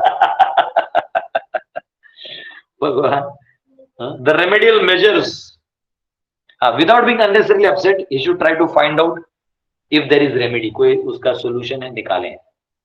The remedial measures can be understood when one associates with persons who are liberated। तो ये तब मिलेगा जब आप किसी मुक्त संग करोगे, किसी मुक्त व्यक्ति का संग करोगे, तो आपको मुक्ति का अनुभव होगा, समझ में आएगा करना क्या है। अन्यथा वहीं के वहीं धरे रह जाओगे। हाँ, यहाँ पे कहा गया अनन्य भक्ति करेंगे तो निकल जाएगा। ठीक है। As such, it is admitted even by impersonalists that, like Shankaracharya, that Narayana is transcendental to this material creation। Narayan परो व्यक्ता, नारायण जो इस व्यक्त से भी परे हैं। तो in the various forms, either Narayan or Radha Krishna or Sitaram, he is understood to be on the platform of liberation। अगर कोई इनका भक्त है तो वो मुक्त है। The Bhagavatam also confirms that liberation means to be situated in one's constitutional position। अपने संविधानिक नहीं, सरकारी संविधानिक आत्मा का जो गुण स्थान है, कॉन्स्टिट्यूशनल पोजीशन, भगवान का सेवा करना, उसमें उसको स्थित रहना चाहिए। ठीक है, ये करेगा तो वो, और फिर मुक्त लोगों का संग करेगा तो वो भी मुक्ति को प्राप्त हो जाएगा। और while discharging devotional service to full Krishna consciousness, in full Krishna, one should not be miserly। किसी को कंजूस नहीं होना चाहिए। आज प्रभात के क्लिप पढ़ रहा था, उसमें बोल रहे थे, सुन रहा था, तो प्रभात बोले कि if you have $10,000 or if you have $1,00,000 or $100,000 and if I ask you $10 and you don't give me, then what is the use।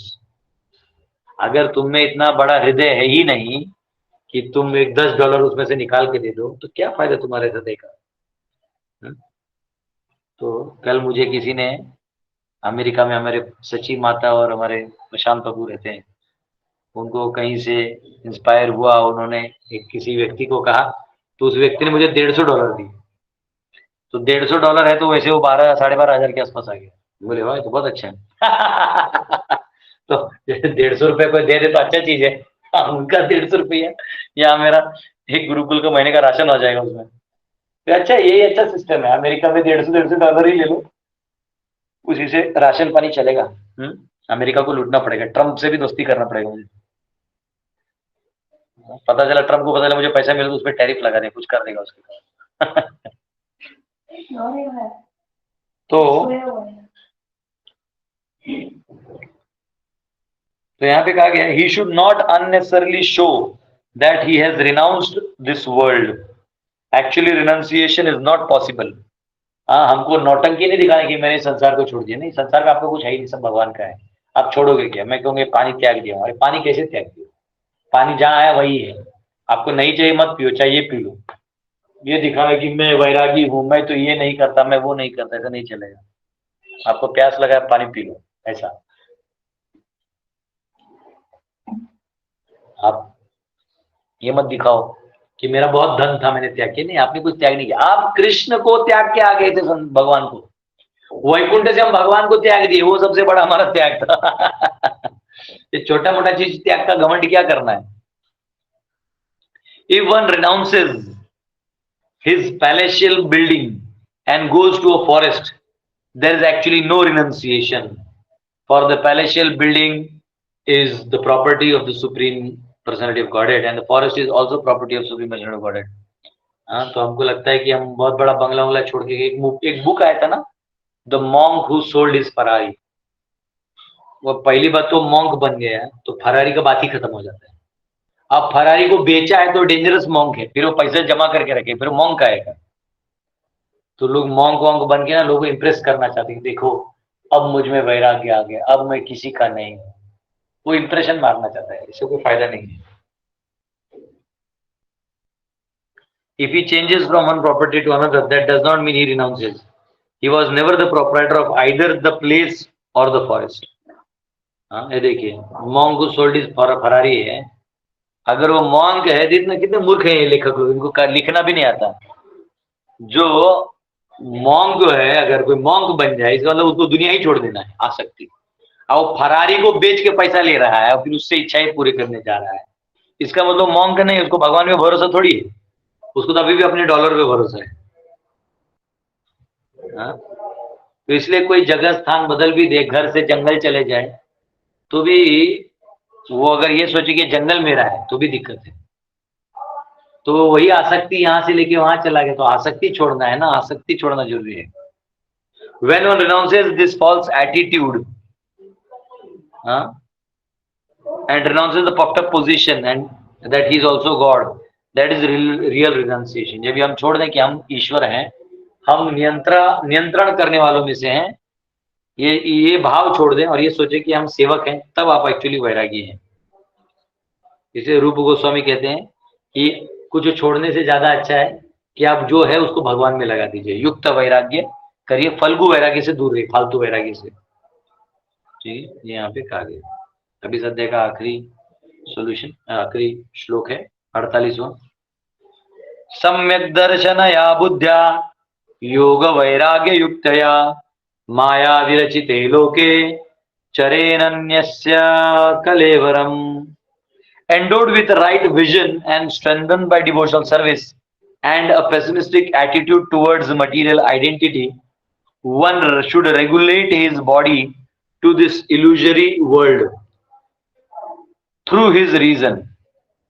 Thus one can be unconcerned with this material world.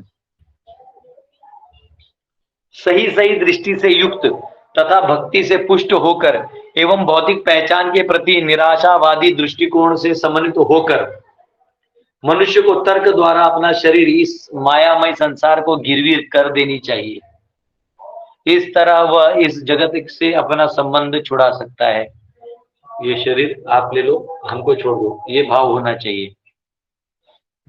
सम्यक दर्शन बुद्धया, one has to see perfectly and by intelligence and by yogic practice.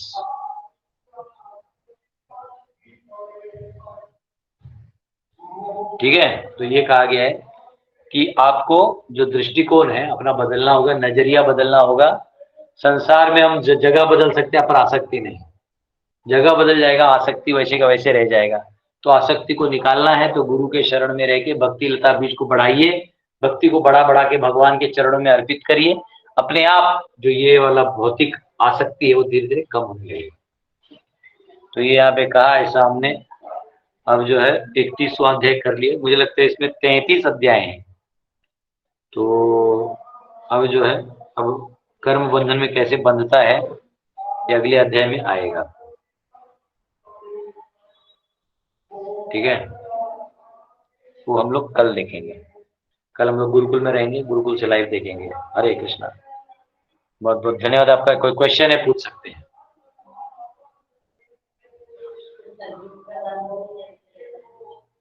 ये राम कथाकार है ना गावा। Yes, किसी का question है please हाथ रेज कर सकते हैं। यस, गिरीश परमाणिक जी, आपका हाथ पहले से ऊपर था, आपको पूछना है।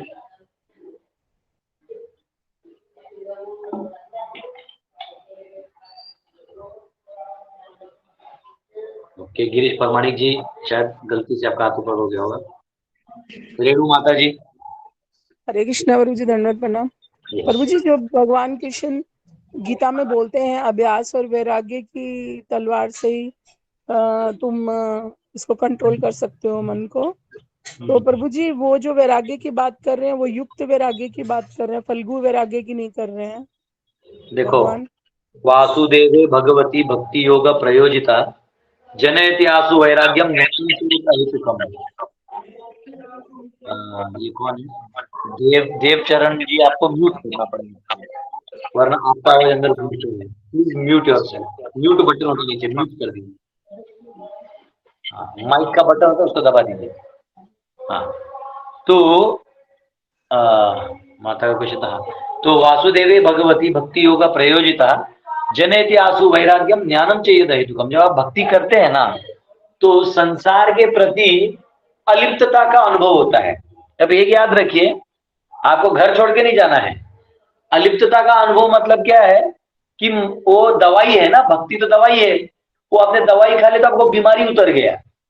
पहले बीमारी था कि छोटे छोटे बातों में बच्चों के लिए रोना, इनके लिए रोना, ये रोना, कहानियां बना बना के रोना, जो समस्या अपना नहीं उसको अपना बना के अपने सर पे डिकरा फोड़ देना। धीरे धीरे भक्तों के संग में आने के बाद, साधु लोगों के वचन सुनने के बाद, शास्त्रों को पढ़ने के बाद, नाम जप करने के बाद, हृदय चित्त थोड़ा शुद्ध होने के बाद ये अलिप्तता सी आने लगती है। तो ये वैराग्य है। और ये ज्ञान में भी रखना है कि वैसे भी ये सब चीजों के पीछे बाकी कुछ नहीं मिलना है, तो इनको भगवान की सेवा में लगा दो। तो ये हो गया एक प्रकार से वैराग्य, जो आपने बोला युक्त वैराग्य वैसा है। ठीक है जी प्रभु जी। प्रभु जी, एक जन ने ना वैराग्य की ऐसी डेफिनेशन बताई थी, एक प्रभु जी ने, कि वैराग्य मतलब ना किसी से वैर है ना किसी से राग है। वैराग्य का संधि विच्छेद करके उन्होंने बताया। यस, ऐसा तो मतलब मैं ग्रामर नहीं हूँ संस्कृत का, पर वैरागी, वैर और राग, तो ऐसा नहीं होगा मेरे हिसाब से, क्योंकि वै और राग ऐसा है। वैर राग्य होता तो समझ में आता है, वैर और राग्य होता तो दो दिखता। तो जितना मैं जानता हूँ वैराग्य अपने आप में एक शब्द है। वैराग्य ऐसा हो सकता है, वी निकाल सकते हैं आप उसमें से, और अगला संधि क्या होगा, राग्य, ऐसा कुछ बना सकते हैं, पर वैर और राज्य नहीं बना सकते। किसी यहाँ पे कोई विद्वान पंडित, संस्कृत के कोई स्कॉलर जो इसको संधि विच्छेद करके तोड़ फोड़ करना चाहते हो, प्रकट हो, अब प्रकट नहीं छोड़ दीजिए। यस, रुक्मिणी मोहन प्रभु। हरे कृष्णा प्रभु, धन्यवाद प्रणाम। yes. प्रभु जी, मेरा क्वेश्चन एक्चुअली दो दिन पहले का है प्रभु। आई वाज इन वृंदावन, तो मैं सुन नहीं पा रहा था आपका लेक्चर। तो द क्वेश्चन इज प्रभु, आप बता रहे थे कि if we are in husband and wife are in a relationship and either of or move outside the relationship, कि वो बाहर चले जाते हैं या कुछ भी होता है, and the wife has to be committed, but in this case husband was not committed and wife is also not committed because seeing the husband, but they are still in a relationship. How do we explain that to the people over here प्रभु? वो कैसे समझ में आएगा कि उन दोनों की गति कैसे होगी फिर?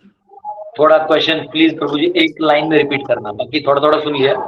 डायरेक्ट स्टेटमेंट में क्वेश्चन। ओके प्रभु, ऐसा है कि प्रभु husband and wife are in a relationship, but both of them are in a relationship just for the sake of it. Both are going outside. So how do we understand that? देखिए क्या होता है, कई बार कई सामाजिक बंधन होते हैं जो वर्णाश्रम का ही भाग है, परंतु अब उसमें रुचि बंद हो जाता है। रुचि का बंद होना जरूरी नहीं कि वो आध्यात्मिक उन्नति है। रुचि कई बार मानसिक मनोन्मिलन नहीं होने के कारण भी हट जाता है। कई बार मन मिलता है, विचार मिलते हैं, पर उम्र का अनुभव दोनों को अलग रखता है। शारीरिक रूप से साथ में पर अनुभव से अलग है, या अनुभव भी से मैं मनोन्मिलन भी है, सब कुछ ओके है, पर काल अलग कर देता है। काल अपने आप में एक डंडा मारता है, उससे अलग हो जाता है। या कई बार उनमें से कोई एक आध्यात्मिक रूप से उन्नत हो जाता है तो दूसरे को वो झेल नहीं पाता, या अब उसके वो बॉन्डिंग में रह नहीं पाता, तो ये भी एक चैलेंज है। तो क्वेश्चन ये है कि अगर वो आध्यात्मिक है तो उन्नति हो जाएगी, लेकिन अगर वो भौतिक है तो कहीं ना कहीं वो दायित्व से भागने जैसा हो जाएगा। तो वहां आप अपने दायित्वों को अगर मन लगा के नहीं कर रहे हैं तो उसका भी कर्म आपको भोगना पड़ सकता है। जैसे कोई पत्नी है, अपने पति को बस ले लो, खा लो, खाना है तो खा लो, ऐसा बोल रहे हैं, या खाना नहीं खिला रहे, खुद अपना कमा रही, तुम ना कहो, साथ में रहेंगे लेकिन किसी को कुछ बोलेंगे नहीं, तो वो अपने पत्नी धर्म नहीं निभा रही, तो उसको फिर एक जन्म मिलेगा जिसमें उसको वापस पत्नी बनना होगा। और पति अगर वो ऐसा कर रहा है तो फिर उसको पुनर्जन्म मिलेगा और फिर उसको पत्नी बनना पड़ सकता है, जिससे उसको उसका कष्ट समझ में आ जाए। ठीक है, तो कर्म क्या देगा ये तो मैं नहीं जानता, पर वो मौका फिर आपको वही देगा जहां पेपर लिखे नहीं, तो पेपर लिखने के लिए फिर पुनर्जन्म लेना पड़ता है। इसलिए भगवान बोलते हैं अर्जुन को अपना करते रहो, पेपर 3 घंटा पेपर में बैठे रहो बस, बाकी मैं पास कर दूंगा, है ना। तो क्योंकि वो अनुभव कच्चा है तो उनको वापिस आना पड़ेगा। जैसे कई बार रोटी हम लोग बनाते हैं ना, तो कई बार किसी नए नौसिखिया को रोटी देते तो वो उसको सीजने भी नहीं देता ठीक से, आधा बीच में दिखता है वो कच्चा है, दे देता तेल घी लगा के, हाँ प्रभु जी खाइए, तो दिख रहा है नहीं पका है, वो खा के काहे मरेंगे। तो जो अनुभवी होता है वो बराबर उसको पकाता है। तो वैसे अगर आपका कॉन्शियसनेस उसे पका नहीं है तो भगवान फिर वापस जन्म देंगे आपको वो चीज के लिए। ये बहुत इंपॉर्टेंट पॉइंट है। ठीक है, थैंक यू प्रभु, धन्यवाद प्रणाम। अजीत सिंह प्रभु। हरे कृष्णा, दंडवत प्रणाम प्रभु जी, सभी भक्तों को दंडवत प्रणाम। प्रभु जी मेरे 4 क्वेश्चन है। वो कल कथा चल रही थी और माता जी क्वेश्चन पूछ रहे थे, इसलिए मैं रोका था। तो ये सभी क्वेश्चन स्त्री के बारे में है। पहला क्वेश्चन है, हमने अप्रैल या मई महीने में एक लेक्चर में सुना था कि जो जीव छोटी छोटी चीजों में आनंद लेने का जो एटीट्यूड रखता है वो स्त्री का शरीर धारण करता है। ये तो अभी पढ़ा ना हमने, ये 2 दिन पहले भी तो पढ़ा, 1-2 दिन पहले। तो फिर उसमें मतलब वो भोगवादी प्रवृत्ति का ही रिपीटेशन हो जाता है क्या प्रभु जी? हाँ, आसक्त है ना वो, उसके मन में सोच आ गया कि ये स्त्री शरीर कितना सुंदर है, ये कितना मोहक है, उसको फीलिंग आने लगा, तो उसका मन स्त्री के स्त्रैण हो गया। अब बस अभी तो ये उसका प्रारब्ध में शरीर पुरुष है, फिर अगला उसको स्त्री का मिल जाएगा। वैसे स्त्री का है, वो पुरुष की तरह चिंतन करने लगेगी तो फिर उसको पुरुष कर देगा। वैसे नहीं सर, वो जीव जो है छोटी छोटी चीज में आनंद लेने की प्रवृत्ति की वजह से स्त्री शरीर धारण करता है। यस। अच्छा, क्वेश्चन दूसरा है प्रभु जी, क्वेश्चन नंबर 2। अगर कोई लेडी नम्र है, शालीन है, मृदुभाषी है, सेवा भावी है और सुंदर भी है और उसके ऊपर पति का मतलब आसक्ति रहना बट नेचुरल है, तो ये क्या गलत है या क्या है प्रभु जी? नहीं, देखिए कटहर काटते ना, कटहर, जैकफ्रूट, फणस, तो फणस को जब काटते हैं तो ऐसे तो महाराष्ट्र में फणस का ज्यादा कुछ बनता नहीं, सिर्फ घरे खाते हैं, पर जनरली नॉर्थ इंडिया में आपको मध्य प्रदेश, यूपी, बिहार, झारखंड, बंगाल, उड़ीसा, ये सब में आपको कटहर का सब्जी बनता है, कटहल का। तो काचा कटहल को काटा जाता है, तो काटा जाता है तो हाथ में सभी माता जी लोग तेल लगा लेती है। तेल लगा लिया, अब उसमें डाला वो सारा काटिंग कुटिंग, उसको वो करना, फिर उसको धो के साइड रख देना, फिर वो अपने हाथ को धोती है। क्यों? तो वो जो कटहर को अगर डायरेक्ट हाथ लगा दिया तो चिप हो जाएगा, और इतना चिप हो जाएगा बाद में वो रगड़ रगड़ के भी नहीं निकलेगा, बहुत समय जाएगा निकालने में। तो वैसे ही भगवान क्या बोलते हैं, ईशोपनिषद में कहते हैं, ईशावास्यम इदम सर्वम यद किंच जगत्याम जगत तेन त्यक्तेन भोजिता मागृत कस्य सिद्धनम। और आपको सब संसार में ईशा आवास्य के दर्शन में देखना है कि सब कुछ भगवान का है। तो आप अगर पत्नी हैं, आप किसी से विवाह कर रही हैं, आप ये क्यों सोचते हैं कि यही सर्वे सर्वा है? नहीं, आपको ये मालूम होना चाहिए कि इस मेरे 100 साल के आयु में ये प्रभु मेरे स्वामी है, इनकी आज्ञा का पालन करूंगी तो मैं सामाजिक रूप से, आर्थिक रूप से और आध्यात्मिक रूप से उन्नति की तरफ मैं जाऊंगी। तो ये स्मार्ट मूव है। परंतु ये भूल जाना कि उसमें भगवान नहीं है, बस यही सब कुछ है, तो वहां वो फंस जाएगी। तो जब वो जानेगी कि प्रभु की इच्छा से सब हो रहा है वो, तो वो बच जाएगी। तो ये तेल लगाने के बराबर है हाथ में। अगर वो ये कच्चा जाएगी, कोई पुरुष है वो पत्नी से विवाह कर सोच रहा है, वाह मुझे तो सबसे सुंदर स्त्री से शादी हो गया, आनंद आ रहा है, तो इसका मतलब वो कच्चा है, फिर उसका चिपचिपा जीवन हो जाएगा। लेकिन वो ये जानेगा कि ये भगवान की अंश है, ये भी सुंदर है, भगवान सुंदर है तो ये भी सुंदर है, तो मुझे अब जो है इसको, इसकी उन्नति कैसे हो, इसका मुझे दायित्व मिला है, तो इसको मैं कैसे करूं, इसके लिए गुरुओं के मार्गदर्शन में जिएगा। तो वो पत्नी कल अचानक भी मर गई तो उसको तड़प तड़प के मरेगा नहीं, उसके लिए वो उसके लिए सारा विधि विधान करके उसके लिए प्रार्थना करेगा। सिंपल, इतना ही है। तो प्रभु जी, और तीसरा क्वेश्चन है, जैसे मंदोदरी रावण की पत्नी थी और वो एक आउट ऑफ 11 जो पतिव्रता है उसमें से एक टॉप में है, तो क्या पतिव्रता होना गलत है क्या प्रभु जी? तो हम तो उनको पूछते हैं। देखिए फिर मैं समझा रहा हूं, पतिव्रता थे ना, तो रावण को जब मारा तो मंदोदरी ने विद्रोह नहीं किया। भले ही रावण के मरने पे शोक किया होगा, मेरा पति मर गया, राम जी का विद्रोह नहीं किया। क्यों मालूम है? वो जानते थे मेरा पति गलत है, और राम जी स्वयं भगवान है, उसके हाथ से मृत्यु हुआ है, बहुत अच्छा है। कुंती, हाँ क्या बोलते वो श्लोक कौन सा है?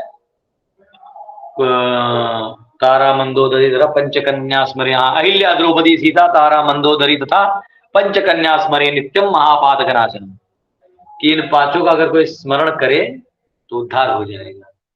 तो अब द्रौपदी थी, जब उसको वस्त्र हरण हुआ, गई थी वो, ऐसा नहीं, सामाजिक रूप से अपने पतियों पे आश्रित थी, गुरु पे आश्रित थी, धृतराष्ट्र पे आश्रित थी, भीष्म पे आश्रित थी, किसी ने नहीं किया। तो जान गई यार ये लोग तो टटपंजू हैं, अपने शक्ति पे भी दांत से वो साड़ी पकड़ रखी, नहीं हुआ।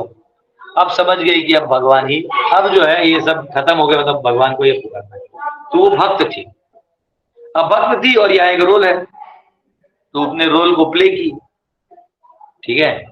तो भगवान पे भी आश्रित होना चाहिए, ये नहीं कि यही सर्वे सर्वा है। तो अगर आप ध्यान से देखोगे तो कौन बोल रहा है द्रौपदी इन सब में आसक्त थे?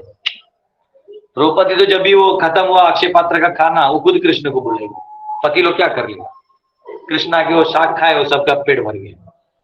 तो अब कुंद, हाँ अहिल्या द्रौपदी सीता, सीता माता को देख लो।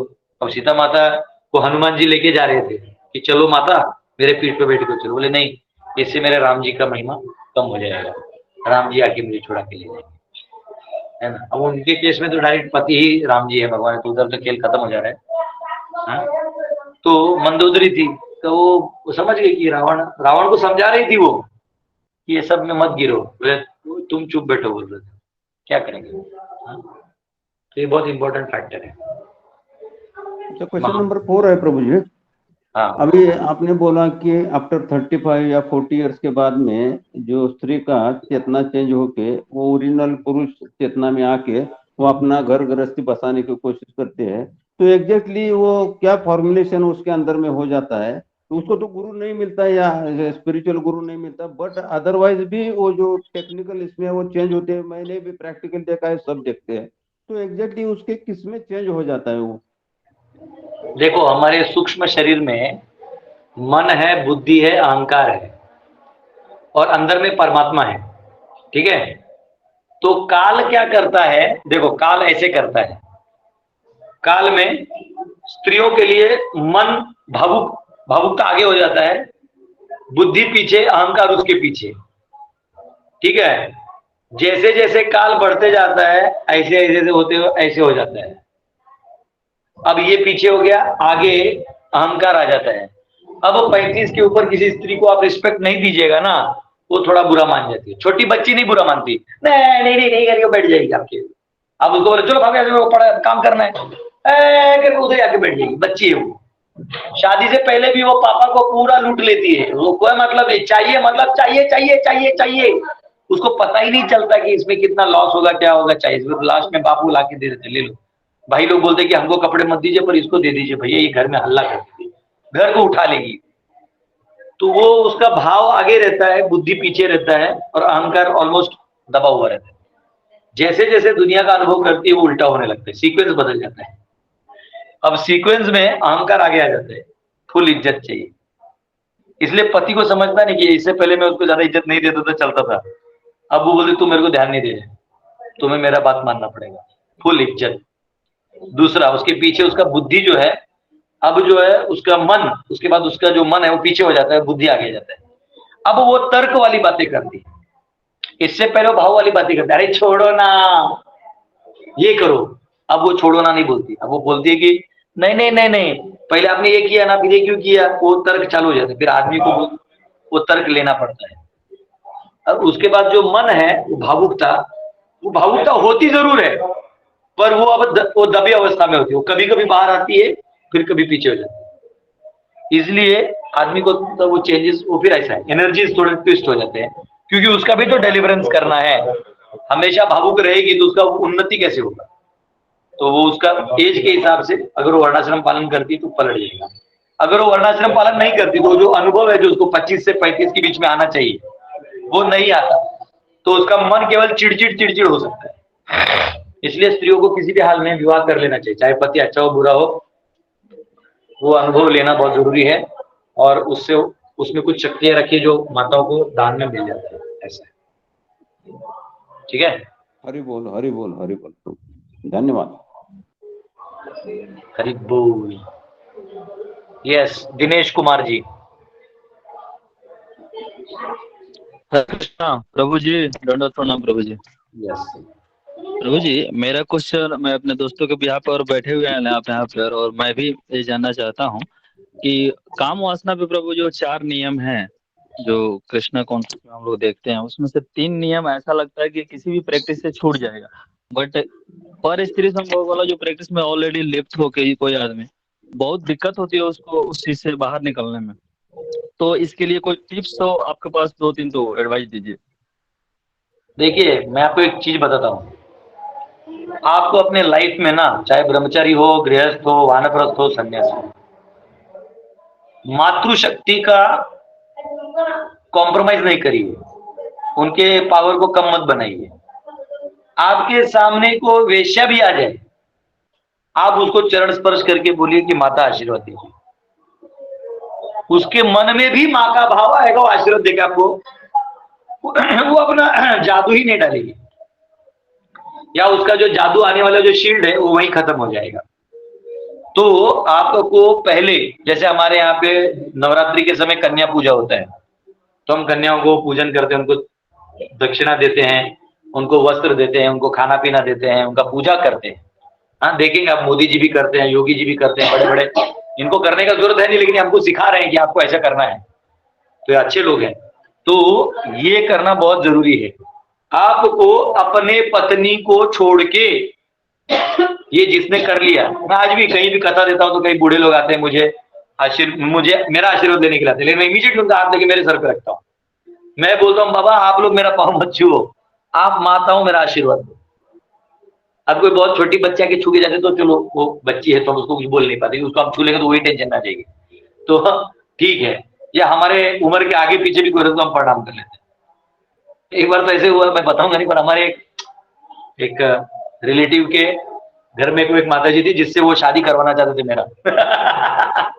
जिस दिन मेरे को वहां ले गए, जिस दिन मुझे वहां ले गए ना मेरे रिलेटिव, तो मुझे मालूम नहीं था कि लड़की दिखाने के लिए ले जा रहे हैं। मुझे तो लगा कि ऐसी, उस दिन भगवान मेरे पेट में जुलाब करवा दिए, मैं कुछ खा गया, इतना जुलाब हो रहा था, इतना जो मैं सिर्फ जा रहा था आ रहा था, जा रहा था आ रहा था।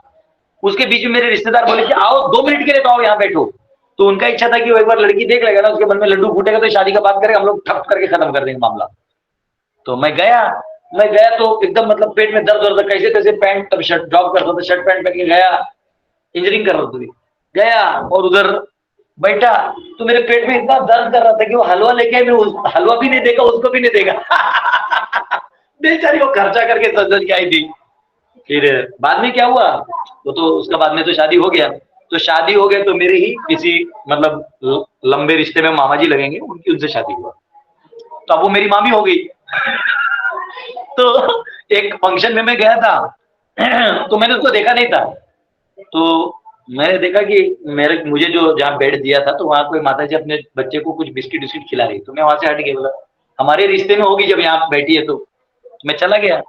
तो बाद में जब सब विधि विधान हो गया, वहां पूजा वूजा था, रिश्तेदारों ने बुलाया था, तो जाते वो भी अपना बैग पैक करके जा रही थी, तो मेरे रिलेटिव्स बोले इसको पहचानते हो, तो बोला नहीं ये माता जी वहां खिलाई थी, इतना मैं देखा था। अरे बोला ये वो जो है उनकी पत्नी मामी लगेगी। बोला अच्छा अच्छा, तो मैं जाके पाँव छू लिया, और फिर मेरी मौसी बोली अरे ये वही है जिसके लिए हम लोग कर, तो मैं बोला हम जाके पाँव छू लिए, बोले मामी जी प्रणाम। अब तो आपको ये भाव होना चाहिए कि आपसे वो कोई उम्र में छोटा हो, आपसे कोई भी हो, आपको चरण स्पर्श करके आशीर्वाद लेने का भाव बनाए रखिए सदैव, चाहे वो उम्र में आपसे छोटा हो बड़ा हो।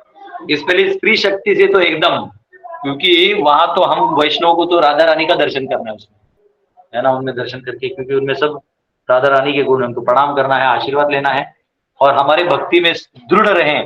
आप ये बात नहीं जानते, कोई कन्या है, छोटी बच्ची है, या कोई विवाहित स्त्री है, कोई चरित्रवान स्त्री है, वो एक बार मुख से बोल दे कि जाओ तुम्हारा कल्याण, दिल से खत्म, उसका श्राप नहीं ले सकते आप, है ना। तो आपको ये बहुत ध्यान रखना चाहिए, आशीर्वाद लें किसी का। अब फिर भी क्या है कि स्त्रियों का मन थोड़ा डाइसी रहता है, कभी कभी मन से दे दे, जा तू भाड़ में जा, ऐसा करके गाली भी देते, तो ले लेने का, पर उधर उल्टा कुछ नहीं करने का। स्त्रियों से आर्ग्यू करके तो आज तक कोई आदमी जीता नहीं है, तो जीतेगा कैसे, तो वो करना नहीं है। परंतु अगर आपको ये सब गड़बड़ों से बचना है तो पहले चरण स्पर्श करो।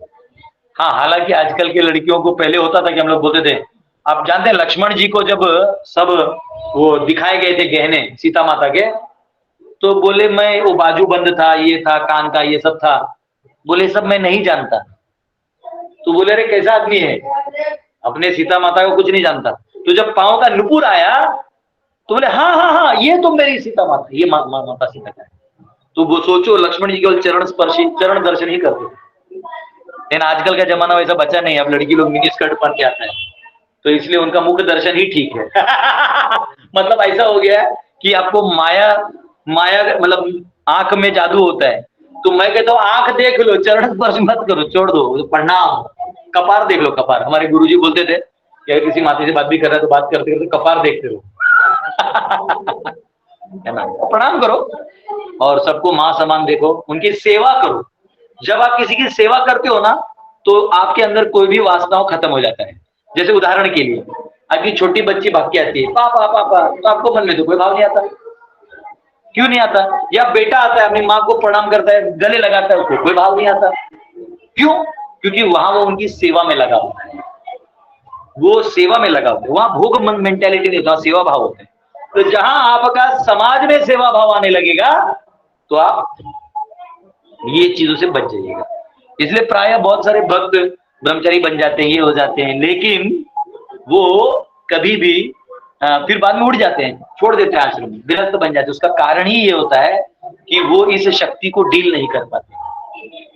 तो वो डील कर पाएंगे, ऐसे कहते हैं ब्रह्मचारी को एक बालक बुद्धि की तरह रहना चाहिए, छोटा बच्चे की तरह। आप किसी के घर जाएं तो बच्चे की तरह रहें, खाए पिए, वहां कोई माता है उनको माँ की तरह उद्देश्य करें।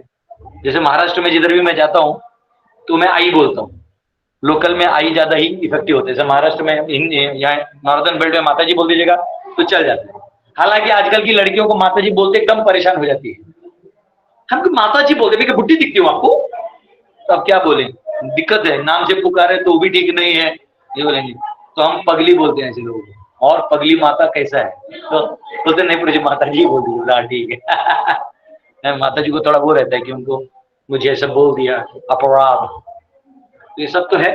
तो आप सिंपल बने रहिए, आप बालक बने रहिए, प्रणाम करिए और आशीर्वाद दीजिए। आपका जीवन चलते रहेगा। हरि बोल।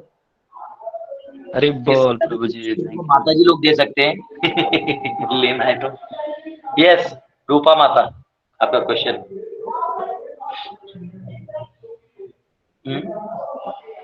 क्या करेंगे ये प्रारंभ? आप लोग लाएंगे साढ़े मेरे हर क्लास में ऐसे ही यस आप जाके उसके खाना भी थोड़ा तो बस ये मिस कर अर्जेंट। एक क्वेश्चन खत्म, एक या दो क्वेश्चन है, जल्दी करिए। रूपा माता जी प्लीज। प्रभु जी आज जो एकादशी है, फिर कल पारण मतलब फल खा रहे हैं, तो पारण कल कैसे करेंगे? खाइए ना कल, आप उसके दोपहर में खाना खाइए। तो फल खा के रहेंगे पूर्णिमा तक, तो फिर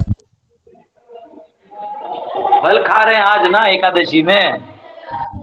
नहीं प्रभु जी, कल पूर्णिमा तक खाएंगे। भीष्म पंचक कर लेंगे क्या? जी ऐसा बोलिए ना, भीष्म पंचक कर रहे हैं। भीष्म पंचक कर रहे तो मुझे नहीं मालूम, आपको उधर ही किसी से डिटेल लेना पड़ेगा। मैंने कभी किया नहीं है ना, उसका डिटेल मुझे मालूम है। तो वो लोग एकादशी का कैसे पारण तोड़ते हैं मैं नहीं जानता। तो एक बार उन किसी उस व्यक्ति से पूछे, मेरे को जेन्युइनली नहीं मालूम है, जेन्युइनली नहीं मालूम। ऑनलाइन आपको कुछ कुछ मिल जाएगा, या किसी मायापुर भक्तों का ग्रुप होगा कर रहा होगा, थोड़ा चेक करिए, मुझे पता नहीं, सच में मालूम। हरे कृष्ण, पता चलेगा तो टूट गया तो मेरे पे आएगा। ठीक है। यस बच्चन सिंह जी।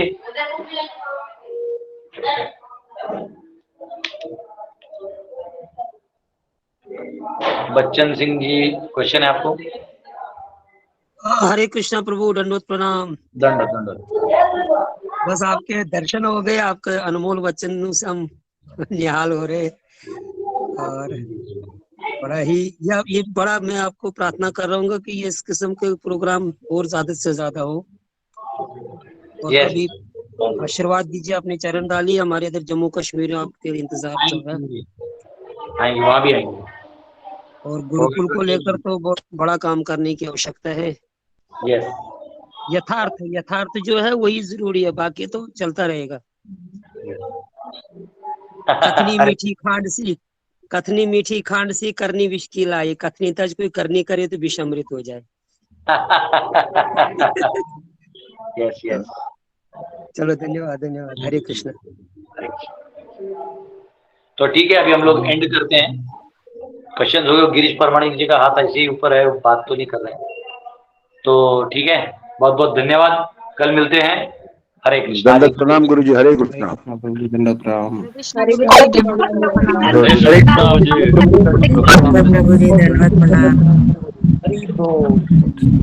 हरे कृष्णा गुरु जी, दंडवत प्रणाम। हरे कृष्णा प्रभु जी, दंडवत प्रणाम। हरे बोल। हरे कृष्णा प्रभु जी। हरे कृष्ण। नारायण कथा हो रहा है हमारे यहाँ प्रभु जी। हरे कृष्णा प्रभु जी, दंडवत प्रणाम।